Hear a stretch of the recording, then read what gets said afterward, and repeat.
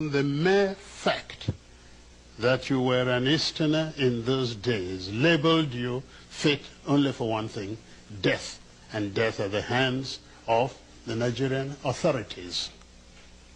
The Igbos and their associates were killed in practically every village in northern Nigeria. They were killed in many places in western Nigeria. They were in Lagos, even on Kata Bridge, the very center of Lagos. People were looked at and thought, oh, this looked an Igbo, and killed.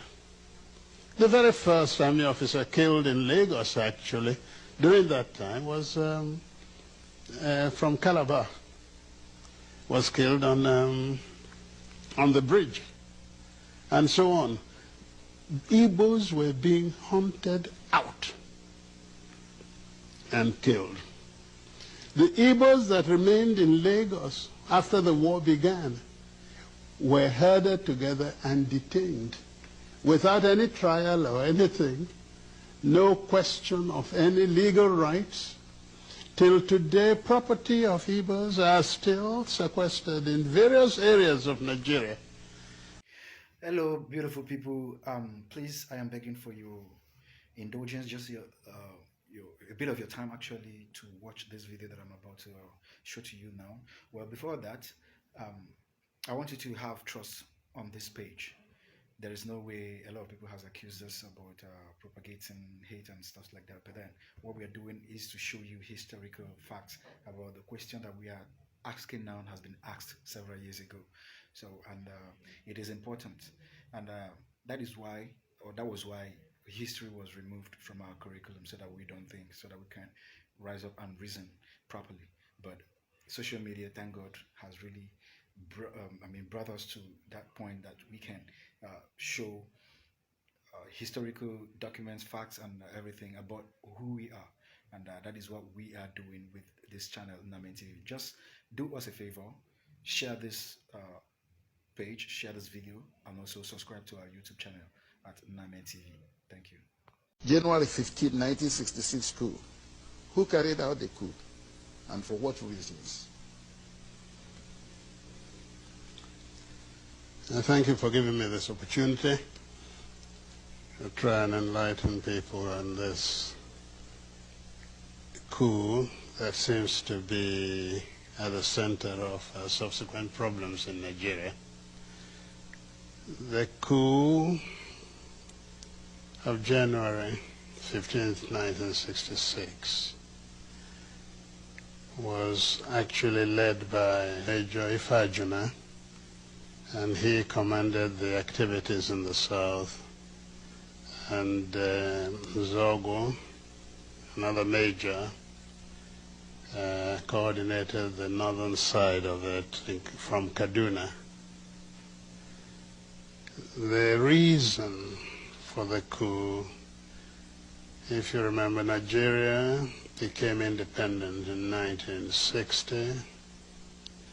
We had a government, a quasi-Westminster type government with a parliament and a ceremonial president, reflecting, as it were, the Queen of Great Britain. That was Dr. Nnamdi Azikiwe, and Tafawa Balewa was the president from the north. Now, the real problem with Nigeria has always been the imbalance of the federation that is and was known as Nigeria. I remember when I was at school, I was taught that the great thing about a federation was that no federating unit should ever be preponderant over the others. As it happened, the Nigerian Federation, when it was created, was given down to Nigerians from London. And that federation contained the imbalance of the North being preponderant, in fact, over the two other sides, the West and the East. And this created, right from the first day, a certain degree of friction. The North could dictate, and the South, whichever part of the South, could just complain if it's not in accord with what the North wished. The first few years of independence were not too bad, but there were a lot of unfulfilled ambitions of the Nigerians, because in those days we thought that once you got independence, you were free and everything worked, and you joined the higher league of nations internationally discussing what went on. In fact, to Nigerians it looked as though, and indeed they tended to show, that independence in itself was the achievement. Now Nigeria was free, us were a member of the world. Instead of looking upon it as the beginning of our journey to nationhood. And I say this, and I want to underscore it. Nigeria was not, has never been a nation. We had the aspiration, hopes that Nigeria one day would become a nation. And that has been elusive up till today. The reason being that, most unfortunately, the powers in Nigeria were concentrated in the hands of the North, which was preponderant, and wrongly so. At independence, we hoped we would be able, in fact, the three leaders of the country had different notions of independence. There was the actual leader of the struggle for independence, Dr. Nnamdi Azikiwe, who rightly thought that independence now created, as it were, a beginning, but that we were already a nation and we were now finding our positions in his own philosophical, political beliefs in Pan-Africanism. So we just had to move into the broad continental alliance. The North, under the Sardauna of Sokoto, whose agent was the Prime Minister Tafawa Balewa, felt that the Nigerian nation one had to tread very slowly, because he saw and they saw a great deal of inequities in Nigeria, and perhaps the most important then was the level of education between the North and the South. And therefore that affected, of course, the position of the North, or Northerners, in the bureaucracy of Nigeria. The Sardauna and the people of the North got down to trying to build up the North, taking everything they could from the Federation to build up the North to a position in their minds of equality between themselves intellectually and the rest of Nigeria. The West, under Chief Obafemi Awolowo, thought likewise and took the position of consolidating the West so as to ensure that at a given time the West would then emerge superior to either the North or the East. Again, let me go back to the problem of the East. The East entered independence having accepted that the nation was already there naturally. The concept of nationhood implied a great deal of sacrifice by the East at all points. First sacrifice, the non-emergence of Dr. Azikiwe as the first executive leader of Nigeria. He vacated the place. He made the sacrifice so that the North could be accommodated. Second, very simple. During the constitutional conferences, independence was offered Nigeria before 1960. But to be able to accommodate the North that Dr. Azikiwe believed was already part of a nation, we got this rather odd situation where a nationalist refused independence to wait for the North, and so on. Yet, your question, sir, was the question of the reason for the coup. So let me go into it. The teething problems of Nigeria after 1960, the independence, manifested itself in a number of ways. There was a friction over the preponderance of the North. There was certain difficulties about religious beliefs in the country. There was corruption, bad administration, and so on. But the real problem came from the West, which by 1966 was really in turmoil. And the reason was quite a simple one. Where does a leader lead from? In the North, the Sadana led from Kaduna in the North. His agent was in the South, Prime Minister.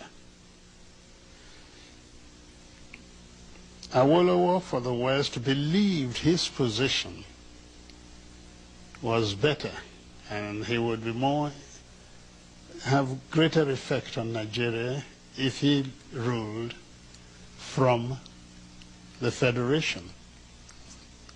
So he looked towards Lagos. And his deputy, Akintola, he was quite prepared to leave the West too.